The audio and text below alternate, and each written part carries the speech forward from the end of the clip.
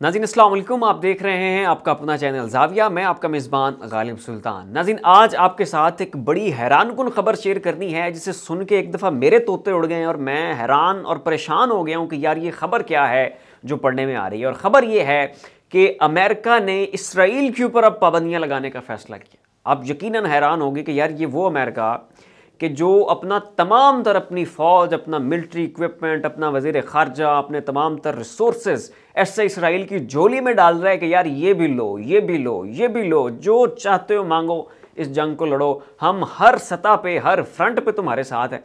लेकिन अब नाज़रीन क्या नौबत आ गई है, ऐसी क्या वजह बनी है कि अमेरिका को जो है वो इसराइल के ऊपर पाबंदी लगाने की ये अनाउंसमेंट करनी पड़ी है। नाज़रीन वजह इसकी बड़ी इंटरेस्टिंग है और आप सुन के हैरान होंगे।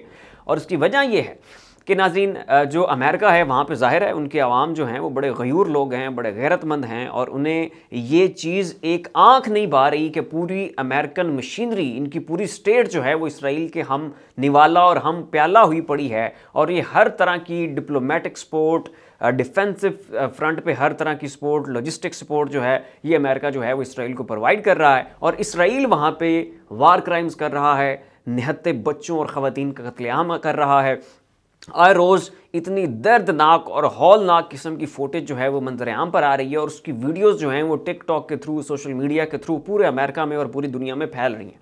तो उसकी वजह से लोग, अब ज़ाहिर है वहाँ पे एक डेमोक्रेसी है, लोगों के अंदर गैरत है, उनके अंदर एक हमीयत है, वहाँ पे एसोसिएशंस बनी हुई हैं और ख़ुद ज़ाती तौर पे लोग इंटेलेक्चुअली बड़े डेवलप्ड हैं अमेरिका में, बड़े पढ़ा लिखा मुआशरा है उनका। तो वो सड़कों पे निकल रहे हैं, वो एहतजाज कर रहे हैं, उनके यूनिवर्सिटियों के बच्चे जो हैं वो बाहर आ रहे हैं और वो जनाब जामियात से निकल के प्ले कार्ड्स उठा के गज़ा के मुसलमानों के साथ इज़हार यकजहती कर रहे हैं। और इतने बड़े बड़े तारीख़ साज और अजीमुशान मुजाहरे जो हैं, प्रोटेस्ट और डेमोन्स्ट्रेशंस, वो हमें अमेरिका में देखने में आए और इसकी मिसाल पहले तारीख़ में नहीं मिलती।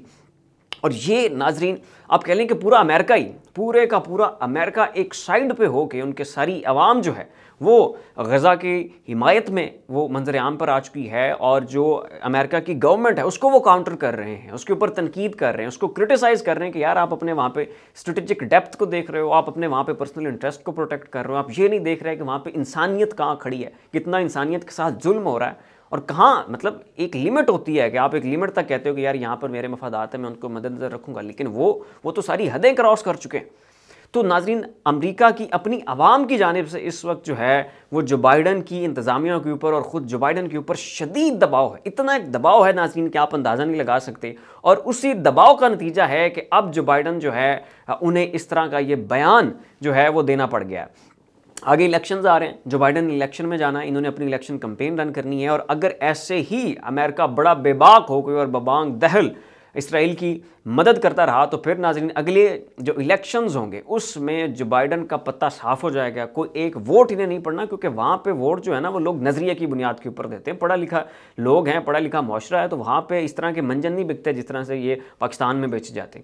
तो उसकी वजह से नाज़रीन आने वाले इलेक्शंस की वजह से उसमें जीतने के लिए, अपने अवाम को उल्लू बनाने के लिए और अपना एक नैरेटिव बनाने के लिए, एक बयानिया बिल्ड करने के लिए, ताकि आगे जो है वो इलेक्शंस में जाके ये को मुँह दिखाने के काबिल हों, अब जाके आके जो बाइडन ने ये बयान दिया है कि हम जनाब वेस्ट बैंक में जो लोग इलीगल वे में ऑक्यूपेशन कर रहे हैं फ़लस्तीनियों की ज़मीन के ऊपर, उनके ऊपर कब्ज़े कर रहे हैं, तो उन इजरायली इंडिविजुअल्स के ख़िलाफ़ जो है वो अमेरिका कार्रवाई करेगा, फैक्ट फाइंडिंग कमीशन बिठाएगा और उनके ऊपर जो है ना वो फिर पाबंदियाँ आयद की जाएंगी। तो यहाँ पे मैं अमेरिका से और जो बाइडन साहिब से एक सवाल ये भी करना चाहूँगा कि हुजूर 7 दिहाइयाँ हो गई, इसराइल नाम की कोई स्टेट एग्जिस्ट ही नहीं करती थी, ना इनका कोई मुल्क हुआ करता था। तो आहिस्ता आहिस्ता करके ये फ़लस्तीन की ही ज़मीन है कि जिसके अंदर एक पूरी रियासत वजूद में आ चुकी है और ख़ुद फ़लस्तीन जो है वो उस सफ़ाए हस्ती से मिट चुका है। बराए नाम एक थोड़ा सा रकबा जो है वो इस वक्त उनके पास है। तो अब तक पिछली 7 दिहाइयों में आपको नज़र नहीं आया कि वहाँ पर एक इलीगल ऑक्यूपेशन जारी है, वेस्ट बैंक में भी, गज़ा में भी।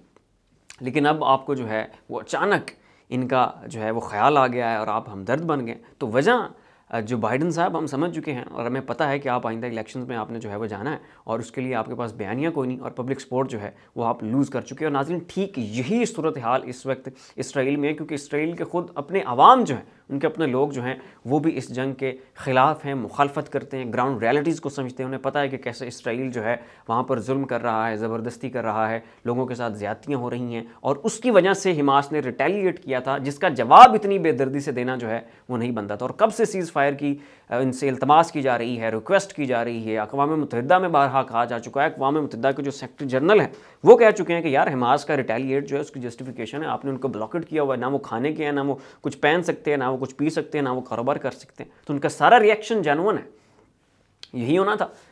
तो उसके खिलाफ भी जनाब जो अक़वाम मुत्तहिदा के सेक्रेटरी जनरल है उनके खिलाफ भी पूरी एक महाजराई जो है वो शुरू हुई। तो खैर नाज़रीन, अब जो बाइडन जो है उन्होंने बड़ा दबाव लिया है, बड़ा प्रेशर लिया है, और उस प्रेशर के नतीजे में उन्होंने जो है ये स्टेटमेंट देनी पड़ी है। तो इसको सुन के और पढ़ के आपने खुश नहीं हो जाना कि अमेरिका जो है वो इसराइल का मुखालिफ हो गया और उनके खिलाफ कोई कार्रवाई करना चाहता है। ये सिर्फ लफ्जी कार्रवाई है, लिप सर्विस है जो कि दे दी गई है, जिसके ज़रिए जो बाइडन ये चाहते हैं कि उनका वोट बैंक जो है उसको जो है वो वापस स्ट्रेंथन कर सके। तो फिलहाल के लिए इतना ही नाज़रीन। ऐसी मज़ीद अपडेट्स देखने के लिए देखते रहिए हमारा यूट्यूब चैनल और फेसबुक पेज। अपना और अपने अज़ीज़ों व अक़ारिब का ख्याल रखिएगा। अल्लाह हाफ़िज़।